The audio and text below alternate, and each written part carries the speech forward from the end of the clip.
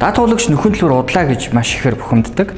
Үүний гол шалтгаануудын нэг бол тухайн даатгуулагч нөхөн төлбөрийн материалаа бүрэн гүйцэд хүлээлгэж өгөөгүйгээс болж шийдвэрлэх процесс удаашрдаг. Иймээс та гэрийн заасан үүргийнхаа дагуу нөхөн төлбөрийн материалаа бүрэн гүйцэд хүлээлгэж өгснөөр нөхөн төлбөрөө түргэн шуурхаа шийдвэрлүүлэх боломжтой.